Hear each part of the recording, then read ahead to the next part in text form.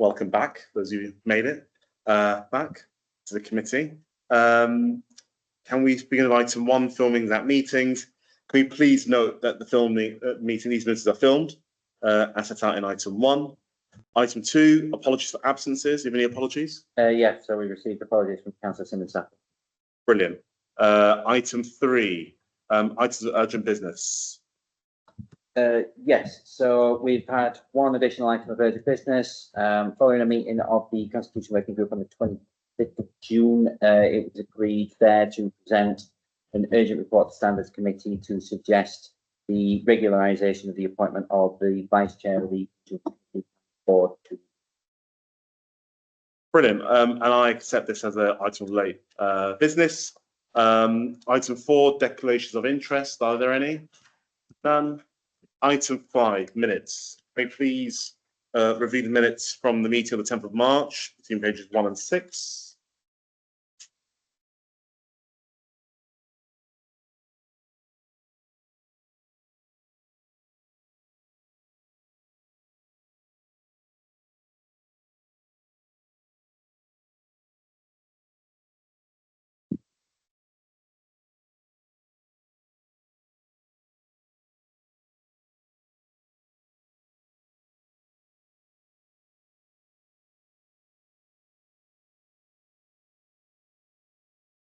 Are those minutes agreed? Yes, it's fine to me, Chair.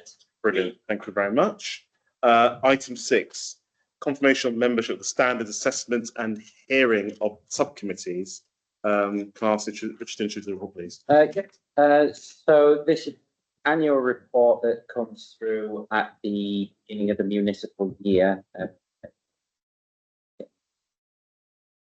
But it's an annual report that begins that asks the Standards Committee to re-establish its 2 subcommittees.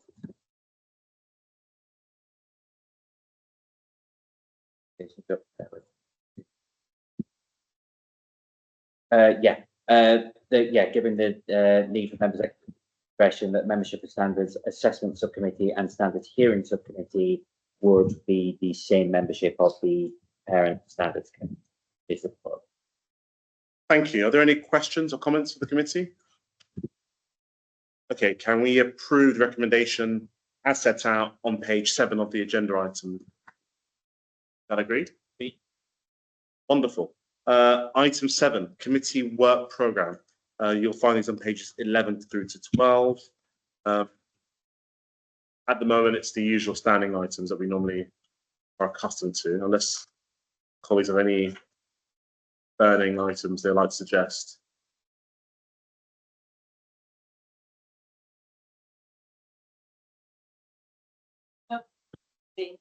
Okay, Councillor. Not from me too, Chair. Wonderful. Can we then note the work programme? Item 8, new items of urgent business. As you mentioned earlier, there is a new item of urgent business. This item is contained within the supplementary pack between pages 1 through 30. The report suggests that the Standards Committee recommends to the Council that it regularises the appointments of the Vice Chair and the Pensions Committee on board. Can I invite Aisha to introduce her report, please? Thank you, Chair. So the Constitution Working Group had raised that they'd had queries from a couple of councillors about the appointment of Vice Chair of the Combined Pensions Committee and Board. Their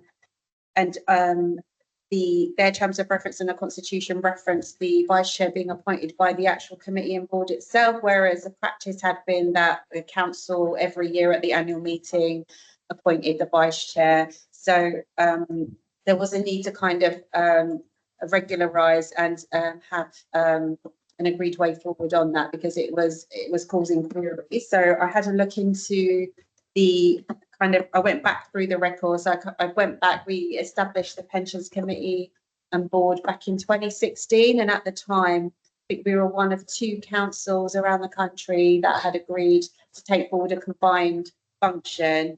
And that was basically that there would be there would be meetings that would take place as a combined board and committee, and not requiring there to be like 2 separate bodies, like a separate board and a separate committee.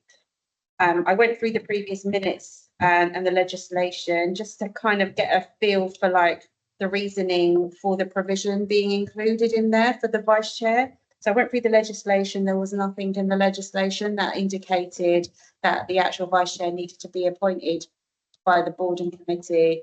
And the terms of reference were quite clear. It had, because we've got 4 voting co-opted members on there from the pensions bodies that we hold. So I kind of looked into that area, but it was quite clear that it has to be members, and the legislation said it has to be actual council members that are the vice chair. So that was what I found in the legislation. And I went through the kind of discussions that happened between 2015 to 2016. There was no indication in the meetings that there was a kind of a councillor preference on the board to have a vice chair appointed by the board and committee. Then I went through Hampshire County Council. They'd also implemented a similar model to us. I went through their terms of reference. They also didn't have their vice chair appointed by the board and committee. So it was, I developed some kind of recommendations. We put it forward to the Constitution Working Group on the 25th. I'd also had a discussion with the former director here of finance, who was actually working at the moment with us again. So, and he was the director at the time that we established this committee and board. And again, he didn't have any recollection of the need to have the vice chair appointed by the committee and board. So I put this information forward to the Constitution Working Group, and they had a discussion about that. And the main that they felt that they wanted to continue with the kind of regular process of appointing vice chair at the council meeting. That is what we do for non-executive committees, and it is appropriate to take that forward. So they've recommended that, and I put the reasoning again at 6.11, just to be clear on the reasoning, to kind of take that provision out of the terms of reference in appendix as a appendix 2. So I've just done it's a strike through of the vision to kind of appoint at the committee and board.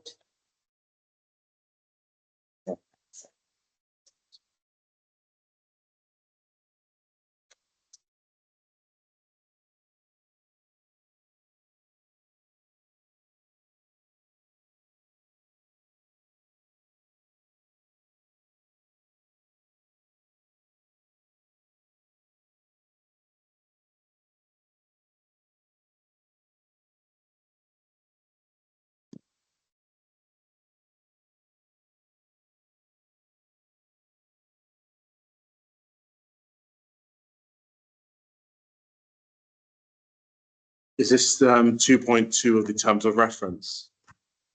Yeah, so it should be in. Find where it was.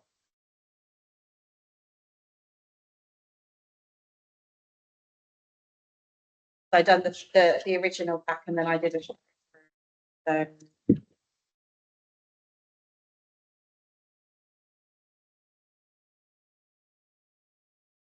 2.2. Yeah, it's there at 2.2. Yeah, shall be appointed by full council. That's the only change we put forward, and it will simply be like taking it to full council. The recommendation that we delete that reference to the point being made by the committee and board, and give the reasoning. If you're comfortable with the reasoning provided at 6.11, I can put that forward in the council as a reasoning to make that update. Brilliant. Thank you very much for the report. Are there any questions from colleagues? If I don't, It just regularises with what we do with every other committee. With every other committee, and to give assurance, I looked at Hampshire County Council, so we're not doing anything that is kind of out of sync. Yeah.